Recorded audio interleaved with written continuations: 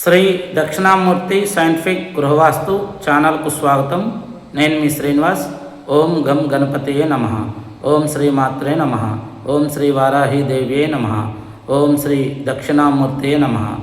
ఓం గురవే సర్వలోకానాం భిషజే భవరోగిణాం నిధయే సర్వవిచ్ఛానాం దక్షిణామూర్తయే నమః. ఓం శ్రీ దక్షిణామూర్తియే నమః. వాస్తు అంటే నమ్మకం ఉన్నవాళ్ళు మాత్రమే మేము పెట్టే ఈ వీడియోలు చూడండి. వాస్తు అంటే నమ్మకం లేని వాళ్ళు దయచేసి మీ అమూల్యమైన సమయాన్ని వృధా చేసుకొని ఈ వాస్తు వీడియోలు చూడవలసిన అవసరం లేదు. అలా ఈ వాస్తు వీడియోలు చూడలేని వాళ్ళు పక్కకు జరిగిపోండి. ఎందుకంటే మీ సమయం వృధా, ఆ తర్వాత మీరు పెట్టే కామెంట్ల వల్ల అవి చూసి మా సమయం వృధా అవుతుంది. కాబట్టి మీకు ఎవరికైనా వాస్తుపరమైన సందేహాలు ఉన్నా, అలాగే వాస్తుపరమైన సలహాలు కావాలన్నా, అదేవిధంగా మీ ఇంటికి ఒక మంచి ఆయాది గణితంతో ఒక ఇంటి 100% మంచి ప్లాన్ కావాలంటే మీరు మమ్మల్ని ఒక నెల రోజుల ముందే సంప్రదించండి. మీ జన్మ నక్షత్రాలకి ఇంటికి ఒక నక్షత్రం వస్తుంది. క్యాలిక్యులేషన్ చేసేటప్పుడు ఆ నక్షత్రాలకి సరిపోతుందో లేదో మేము సరి చూసుకోవాలి. తద్వారా మాకు ఒక నెల రోజుల సమయం అనేది మీరు ఇస్తే కనుక ఇంటి నిర్మాణానికి ముందు మేము ఆ యొక్క సైటు చూసి, లేదా మీరు దూరంగా ఉంటే కనుక రాను పోను మా ఖర్చులు మీరు భరించలేని వాళ్ళు కొంతమంది ఉంటారు. అటువంటి వారికి మేము అడిగే కొన్ని సూచనలు మీరు కానీ మీ స్థలంలో నిలబడి మాకు చెప్పగలిగితే ఆ స్థలంలో ఎంత ఇంటి నిర్మాణం చేయాలి, అలాగే ఆ స్థలంలో ఎన్ని డిగ్రీలకు కంపాస్తో చెక్ చేసుకొని ఎన్ని డిగ్రీలకు తిరిగి ఉందో ఇవన్నీ మీరు నాకు చెప్పగలిగితే కనుక అందుకు తగ్గట్టు ప్లాన్ అనేది నేను మీకు ఆన్లైన్ అంటే వాట్సాప్ ద్వారా పంపించడం జరుగుతుంది. నమ్మకం ఉన్నవారు ఈ వీడియో చూడండి, నమ్మకం లేని వాళ్ళు దయచేసి పక్కకు జరిగిపోండి. ఓం గం గణపతియే నమః. ఇటీవల మనకు రాజస్థాన్ రాష్ట్రం నుంచి రఘువీర్ సింగ్ గారు అనే ఒక అతను తమ ఇంటి నిర్మాణం మొదలుపెట్టిన తర్వాత ఆ నిర్మాణంలో ఆటంకాలు వచ్చి ఆయన మన వీడియోలు చూసి వారి యొక్క ఇంటి ప్లాన్ మనకి పంపించారు. దాన్ని మనం పరిశీలన చేసి ఇంతకుముందు ఒక వీడియో పెట్టాము. దానికి కొనసాగింపుగా ఇది 2వ పార్టు. ఆ వీడియోలో భాగంగా ఈ వీడియోలో మీరు చూస్తున్నది రాజస్థాన్ నుంచి మనకు వచ్చినటువంటి ప్లాన్ అండి. మీరు కావాలంటే ఈ వీడియో జూమ్ చేసి చూడండి. ప్రపోజెడ్ రెసిడెన్షియల్ బిల్డింగ్ అట్ రాజస్థాన్ అనే కింద ఉంటుంది. ఇది ఆయన మనకు పంపించిన ప్లాను. ఈ ప్లాన్లో మనం ఆయనకి ఏ విధంగా వాస్తు దోషాలు ఉన్నాయి, ఏ విధంగా ఏం చేయాలి అని కొన్ని సూచనలు అనేది ఈ ప్లాన్లో ఇవ్వడం జరిగింది. దీనికి ముందు మనం 2 వీడియోలు చేసామండి. మొదటి వీడియో చూడండి, కొంత అర్థమవుతుంది. తర్వాత 2వ వీడియోలో ఇప్పుడు వీళ్ళు కడుతున్నటువంటి ఆల్రెడీ గోడలు కట్టేశారు కాబట్టి గోడలు కట్టిన తర్వాత మన దగ్గరకు వస్తే మనం కొంతవరకు మనకున్నంత సమయంలో మనం దాన్ని ప్రయోగం చేసి కొంత మనం నివారించవచ్చు. ఇక ఉల్లోపల కొలతలు లెక్కేసి ఒక వీడియో చేశాను. దానికి నాకు ఆ గణితం నచ్చలేదు. మరలా నేను ఆలోచన చేసి ఒక గణితాన్ని 2 రోజులు తల బద్దలు కొట్టుకొని ఒక గణితాన్ని అనేది తయారు చేయడం జరిగింది. దీనికి గాను వారికి మనం ఇచ్చినటువంటి గణితము అయినా నేను ఎంత ప్రయత్నం చేసినా కానీ ఇంటి యజమానికి ఈ ఇంటి గణితం చేసినప్పుడు ఈ ఇంటి గణితానికి శతభిష నక్షత్రం అని వచ్చిందండి. శతభిష నక్షత్రం ఇంటికి మంచిదే, కానీ ఇంటి యజమాని నక్షత్రం ఇది మ్యాచ్ అవ్వలేదు. దానికి ఇంటి ఇల్లాలు అంటే ఆ ఇంట్లో ఉన్నటువంటి శ్రీమతి ఆమెకు మ్యాచ్ అయ్యింది. అలాగే వారి కుమారుడికి నక్షత్రానికి మ్యాచ్ అయ్యింది. అదేవిధంగా వారి యొక్క తల్లిగారి నక్షత్రానికి ఈ ఇంటి నక్షత్రానికి మ్యాచ్ అయింది. అంటే 4 కుటుంబ సభ్యులు ఉన్న ఇంట్లో 3 మాత్రం మ్యాచ్ అయింది. అసలైన యజమానికి ఈ నక్షత్రం మ్యాచ్ అవ్వలేదు. ఎందుకంటే మరి ఆ ఇంటిని మనం ఇప్పుడు కూలగొట్టలేము, ఇంకేమీ చేయలేము, అన్ని గోడలు కట్టేశారు. కాబట్టి చాలా బాగా ఆలోచన చేసి ఇతనికి కొన్ని రెమెడీ అనేది చెప్పడం జరిగింది. ఏంటి ఆ రెమెడీ అంటే ఇక్కడ చూడండి. శ్రీ రఘువీర్ సింగ్ గారి జన్మ నక్షత్రం స్వాతి నక్షత్రం, వారి భార్య గారి నక్షత్రం పూర్వభాద్ర నక్షత్రం, వారి అమ్మగారి పేరు కంచన్, ఆమెకు మృగశర నక్షత్రం వచ్చింది. వాళ్ళ అబ్బాయి పేరు ఋషి అండి. ఈ అబ్బాయి జన్మ నక్షత్రం చిత్రా నక్షత్రం అని వచ్చింది. దీని ప్రకారం కుటుంబ సభ్యులు అందరికీ కలిసి తయారు చేసిన ఆయాది గణితము ఇంటి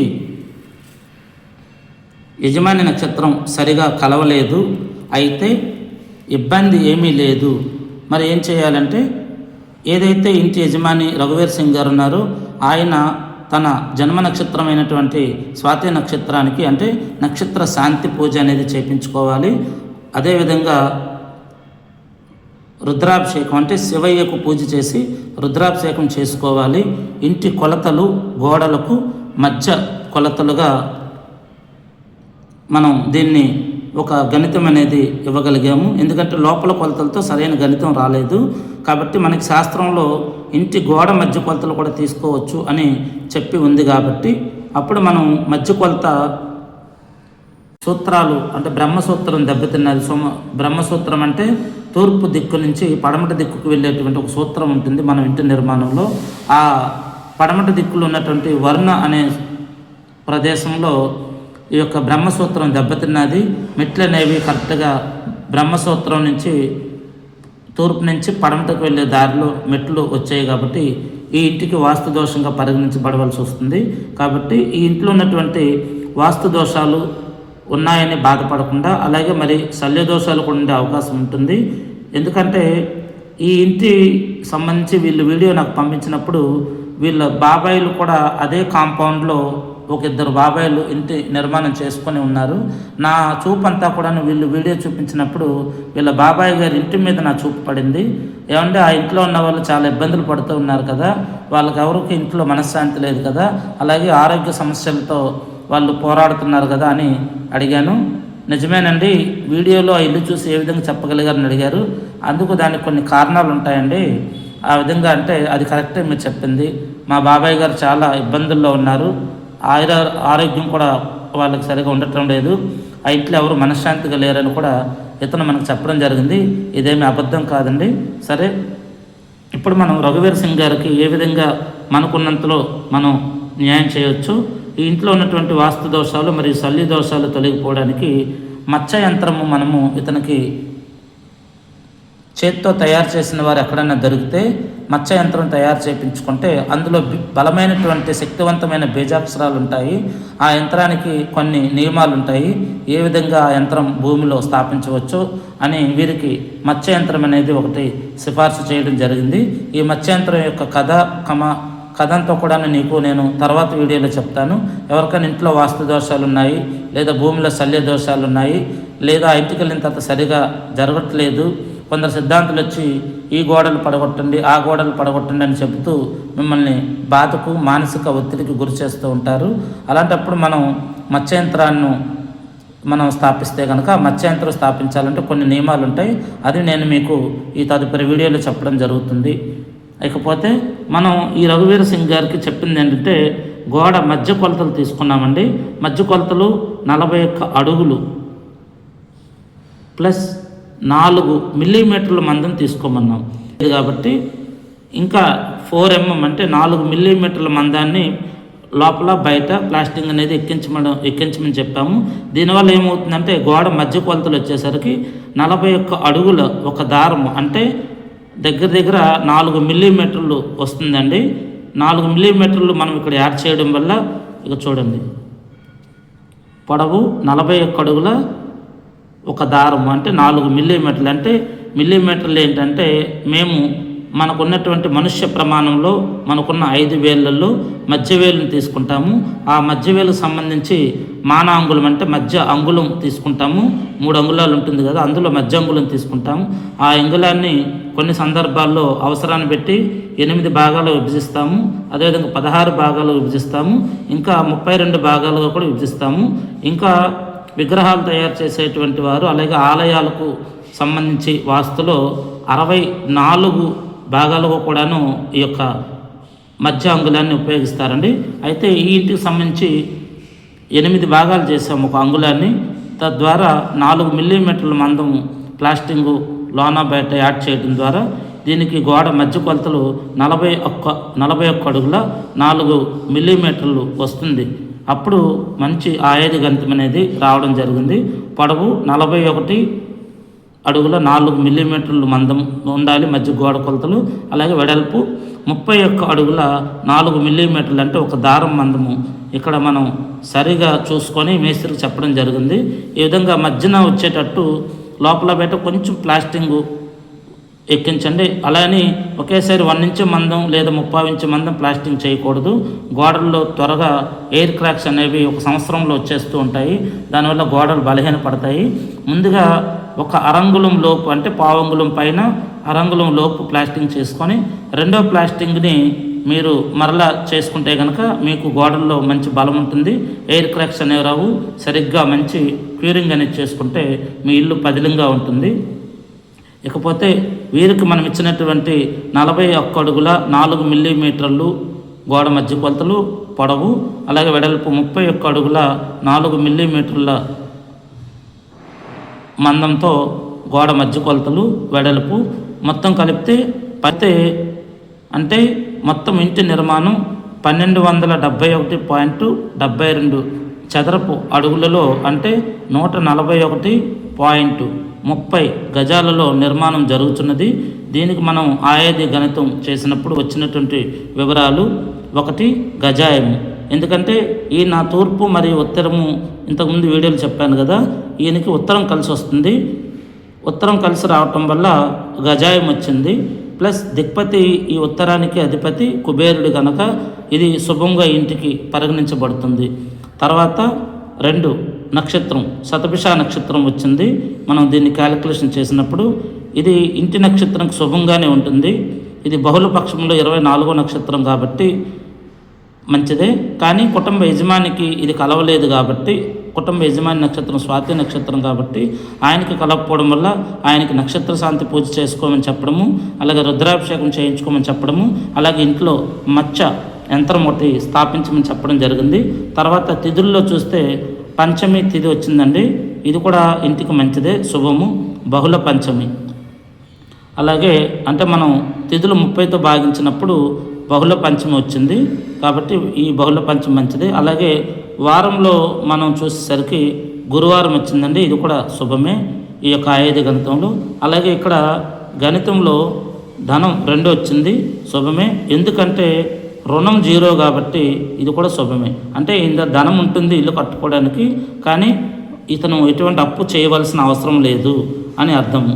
తర్వాత మరి 2లో 0 పోతే 2 ఉంటుంది కాబట్టి లాభం అనేది ఇతనికి 2 ఉంటుంది. ఇది కూడా శుభమైనటువంటి పరిమాణం. తర్వాత అంశలో తీసుకుంటే రాజ అంశ వచ్చింది. ఈ యొక్క గణితానికి రాజ అంశ వచ్చింది. ఇది కూడా మనకి మంచిదే. అలాగా 9 మనం చూసుకుంటే కనుక కరణం బాలవ వచ్చింది. ఈ బాలవ అనే కరణం కూడా మంచిదే. అలాగే 10వ అంశం తీసుకుంటే బ్రహ్మయోగము, ఇది కూడా మంచిదే. మనకి 27 యోగాలు ఉంటాయండి. దాని మీద తర్వాత మీకు సమయం వచ్చినప్పుడు వీడియో చేస్తాను. 27 యోగాల్లో మనకి 10 యోగాలు మంచివి కాదు, 17 యోగాలు మనకు అనుకూలంగా ఉంటాయి. అందున బ్రహ్మయోగము ఈ గణితంలో రావడం చాలా విశేషమైంది. తర్వాత ఏంటి ఆయుర్దాయం అంటే వయస్సు, ఆయుస్సు 71 సంవత్సరాలుగా మనం చేసినటువంటి ఈ క్యాలిక్యులేషన్లో వచ్చింది. వీలైతే గృహప్రవేశం రోజున మత్స్యయంత్రము ఉత్తర ఈశాన్యంలో పెట్టమని చెప్పండి. ఉత్తర ఈశాన్యం కావచ్చు, లేదా తూర్పు ఈశాన్యం కావచ్చు, లేదా తూర్పు ఈశాన్యం వేరు, ఈశాన్యం వేరు, ఉత్తర ఈశాన్యం వేరు, ఈశాన్యం వేరు. గమనించండి, ఉత్తర నుంచి తూర్పు మధ్య వరకు ఉన్నటువంటి ఎల్ షేప్లో ఉన్న ఈశాన్యంలో ఎక్కడైనా మనం పెట్టుకోవచ్చు. కానీ అక్కడ ఉన్నటువంటి భూమి పరిస్థితుల మీద అంచనాలు వేయాలి. భూమిలో ఏమైనా శల్య దోషాలు ఉంటే కంట్రోల్ అవుతాయి అని మనం చెప్పడం జరిగింది. ఈ ఆయాది గణితం మనము 41 అడుగులు ప్లస్ 4 మిల్లీమీటర్లు మందము పొడవు ఇంటూ 31 అడుగుల 4 మిల్లీమీటర్ల వెడల్పుతో గణితం అనేది చేయడం జరిగింది. ఎవరైనా సరే ఈ విధంగా గణితం చేయాలంటే చాలా కష్టమండి. ఎందుకంటే ఇంటి నిర్మాణం అయిపోయిన తర్వాత మీరు మమ్మల్ని నచ్చి అడిగితే మేమేమి చేయలేము. కాబట్టి మీకు ఎవరికన్నా సరే వాస్తు మంచి ఆయాది గణితంతో ప్లాన్స్ కావాలన్నా, వాస్తు ప్రకారం సలహాలు కావాలన్నా, ఇంట్లో వాస్తు దోషాలు ఉన్నాయని భయపడకుండా నన్ను సంప్రదించండి. నా వంతు ప్రయత్నంగా సాధ్యమైనంత వరకు నేను మీ ఇంట్లో వాస్తు దోషాలు తొలగించడానికి, అలాగే ఇంటి వాస్తునే కాకుండా మీకు ఆ ఇంటికి వెళ్ళిన తర్వాత జరుగుబాటు అవ్వట్లేదంటే మీ యొక్క జన్మ జాతకంలో ప్రస్తుతం గ్రహస్థితి, గోచార గ్రహస్థితి ఎలా ఉంది, అలాగే మీ యొక్క జాతకం పరిశీలన కూడా చేయవలసి ఉంటుంది. ఇది రెండింటికి సంబంధించిన విషయం కాబట్టి చాలామంది సిద్ధాంతులకు జ్యోతిష్యంలో అనుభవం ఉండదు. వాస్తు సిద్ధాంతులు అని చెప్పుకుంటారు, కానీ వాస్తు ప్లస్ జ్యోతిష్యం రెండు కూడా ఇంటికి సంబంధించిందే. ఇక్కడ మీరు వాదించవచ్చు వాస్తు తెలిసిన వాళ్ళకి జ్యోతిష్యం తెలియాల్సిన అవసరం లేదని. ఎందుకంటే వాస్తులో ఒక నక్షత్రం మనం క్యాలిక్యులేషన్ చేసినప్పుడు వచ్చిన నక్షత్రం మరి ఇతనికి యోగిస్తుందో లేదో తెలియాలంటే జ్యోతిష్యంలో కొంతవరకు అయినా మనకి పట్టు ఉండాలి. కాబట్టి మీరందరూ ఒక ఇంటి నిర్మాణం చేసేటప్పుడు ఒక మంచి ఆయాది గణితం కావాలనుకుంటే కనుక మీరు ఒక నెల రోజుల ముందే మమ్మల్ని సంప్రదిస్తే అందుకు తగ్గట్టు మీ యొక్క జన్మ నక్షత్రాలతో, మీ కుటుంబ సభ్యులు ఉన్న జన్మ నక్షత్రాలతో ఇంటికి కట్టేటువంటి ఆయాది గణితంలో వచ్చే నక్షత్రం బాగుంటుందా లేదా అని నేను మీకు చూసి చెప్పడం జరుగుతుంది. ఓం గం గణపతియే నమః.